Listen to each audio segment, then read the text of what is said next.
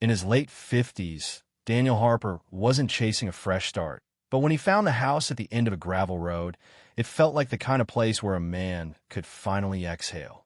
Tucked against a sloping woodland, shielded by a thick cedar fence and a row of towering pines, it promised a quiet that city life, its noise, its bureaucracy, its suffocating closeness had stolen from him years ago.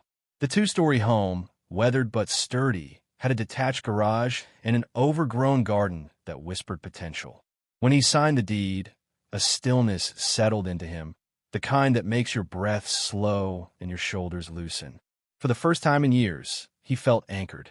The pre-VYS owners, a retired couple, had lived there for over 30 years, and though the interior screamed 1980s floral wallpaper, creaky cabinets, Daniel saw its bones. He spent his first month sanding floors, refinishing cabinets, and yanking ivy off the south wall, his hands blistered but his mind steady. It was honest work, the kind that kept his thoughts from wandering to places he'd rather not revisit. The property came clean, survey lines clear, fence pre-approved 15 years prior, sale smooth as silk. No red flags, no last-minute hitches. A miracle, really, for a man who'd learned to expect complications. Daniel wasn't unfriendly, just private. He waved at dog walkers, nodded to the mailman, and tucked welcome notes from neighbors into a drawer without much follow-up. Peace was all he wanted, and for a while he had it. Mornings on the porch with coffee, evenings in the garage, turning into a workshop for restoring antique furniture, his trade, his grounding. The days found a rhythm, until they didn't. It was 4:17 a.m. on a Wednesday when the world shattered. Daniel jolted awake, a fleeting dream cut short by a sound violent, mechanical, like metal chewing wood. The ground quaked, his nightstand glass rattling. Headlights flashed through his window, followed by a metallic screech and a muffled crash that spiked his pulse. Barefoot, in flannel, he grabbed a flashlight and ran outside, the cold biting his skin. What he saw stopped him cold. The front half of a semi-truck lodged in his fence, splintered cedar jutting like broken ribs, tire marks clawing his gravel. The engine growled, demonic, its driver's door swinging open. Approaching, heart hammering, Daniel expected an injured driver, maybe a drunk. Instead, a woman's voice cut the air course, whiskey-soaked. "Don't touch anything. This ain't my fault." Out stumbled Lisa, platinum hair wild, dressed like she'd just left a late-night diner. Stretched jeans, white sneakers, oversized hoodie. "You drove through my fence." Daniel snapped, disbelief choking him. "What the hell were you doing?" Lisa waved him off, like he was the problem. "That fence shouldn't be there. This is a throughway. Supposed to be open." Daniel blinked, stunned. "It's my property. You're on my land." Lisa scoffed, pulling out her phone to snap photos, muttering about reporting saw. "It's a zoning issue," she said, as if explaining to a child. "There's access here. I ain't arguing at 4 in the morning." Before Daniel could process the absurdity, police cruisers arrived, lights bouncing off the trees. He braced for outrage, maybe cuffed for Lisa. Instead, the officer spoke calmly to her, nodding, then approached him with clipped politeness. "Sir, there's been an accident, but there's confusion about the boundaries," one said. "What confusion?" Daniel shot back. "This is my land. I have the deed, the survey." The officer tilted his head. "Might want to double-check. Old properties' boundaries shift. Zoning laws change. Stay calm. Let the county sort it." Lisa, arms crossed, chimed in, "I've lived here longer than anyone. Everyone knows that's not supposed to be blocked." Daniel stared, incredulous. Saw he'd been there 6 weeks. No one had said a word.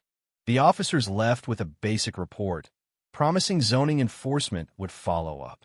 Lisa climbed into her truck, still drivable, somehow, and reversed off his land, tearing more gravel. Daniel stood in the cold, fists clenched, watching her taillights vanish. Sleep didn't come. The next morning, a cream envelope waited in his mailbox, bearing the emblem of the neighborhood's architectural committee, a group he'd never dealt with.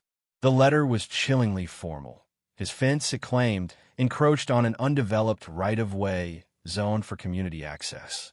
No apology, no mention of the crash, Just orders to halt repairs pending a jurisdictional review. Daniel read it twice, then stared at the jagged wound in his fence. For the first time, his home felt unsafe not from physical threat, but from something systemic creeping in without consent. He didn't sit idle. Daniel called a local surveyor, booking the earliest slot. The woman on the phone sounded unsurprised, mentioning a surge in similar requests. 2 days later, a surveyor named Tom arrived, his sun-creased face scanning the lot. At the fence's remains, he unrolled a map. Whoever's challenging this is either using an old map or playing clever with zoning, he said. Your lines are clean, but the county's been updating zoning quarterly. Developer pressure, mostly. Neighborhoods get swallowed into growth corridors, and suddenly your backyard's a fire lane. Daniel frowned. Why no warning? Tom sighed. Usually there's a vote, public notice. You got none? Someone's sliding this in quiet. By week's end, Tom's survey confirmed Daniel's boundaries, with a note, your lines are legal. If they push, demand their zoning source. But another county letter arrived, vaguely acknowledging an inquiry about his boundary as a SARE VYC access route, under RE-VYEW. No details, no timeline. Then, unannounced, municipal workers inspected the fence, measuring, photographing, refusing to say who sent them. That night, Daniel sat on his porch, staring at the wreckage, a slow burn in his gut. This wasn't a mix-up. It was a campaign. The next blow came when a new fence panel knot, the damaged one, was cleanly removed, replaced with orange construction mesh and a sign. Pending access RE-VYEW. Do not obstruct. Daniel called his attorney, Sarah Vance, a land use specialist with a no-nonsense edge. She listened to the saga of the crash, the letters, the survey, the mesh, and asked, has anyone offered to buy your land? Daniel paused. No, not yet. Sarah hummed. They're softening you up. Push until you can't live comfortably or spend so much fighting you'll sell to escape. It's an access play. If your land's near a route, they'll stack violations until your title's clouded. Sarah's words shifted Daniel's disbelief to clarity. This was deliberate. He drove to the county records office, digging for changes. He found a proposed zoning re-VY initiated by a resident petition signed 3 months prior. Lisa's name was there, in bold ink, next to suggested access route for emergency vehicles. She hadn't crashed by mistake. She'd planned it.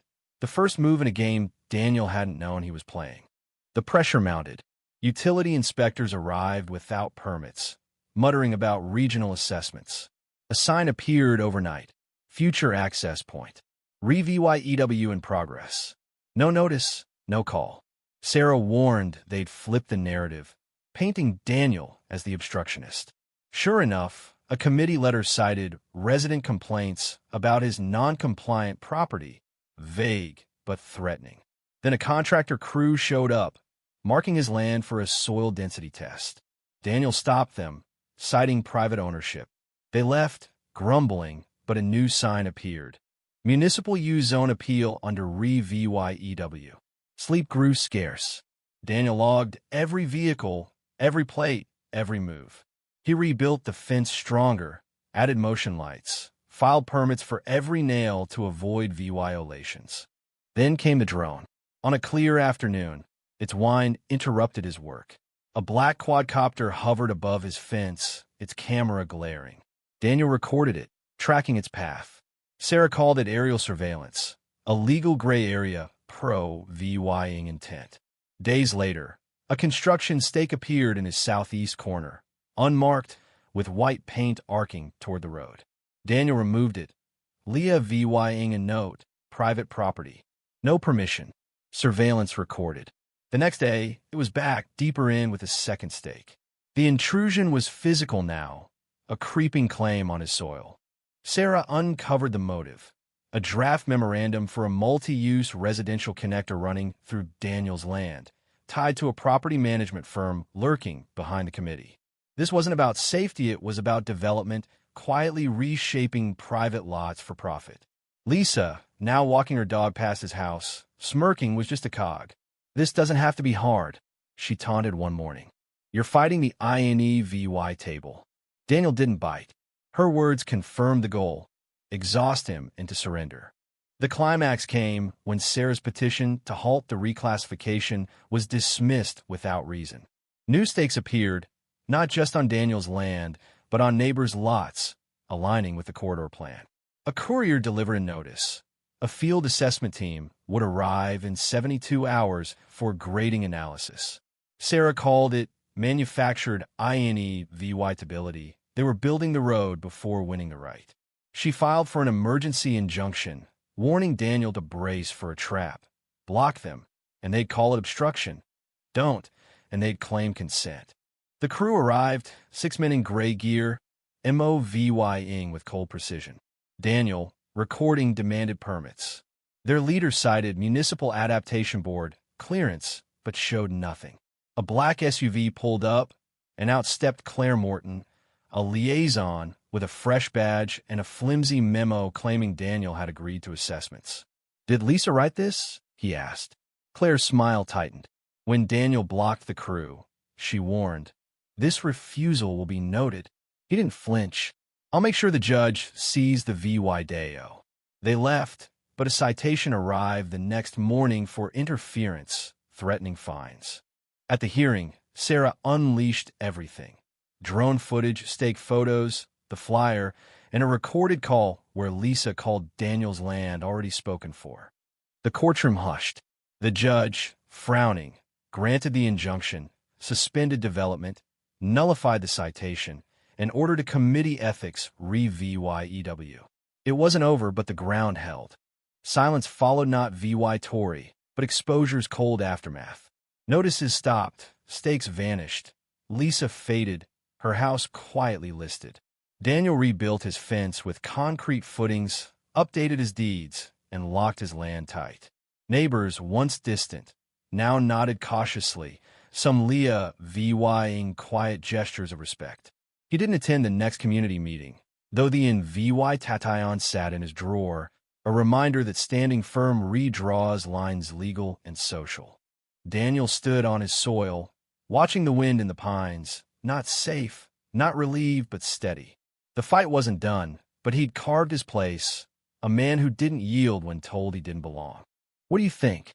Was Daniel a hero for standing his ground? Or did he escalate a fight that could have been settled quietly? Should he have sold and walked away? Or was his land worth the war? Who was really behind Lisa greedy developers, a corrupt committee, or just a neighborhood grudge gone wild? Drop your thoughts below, hit that like button if this got your blood pumping, and subscribe for more stories that'll keep you guessing.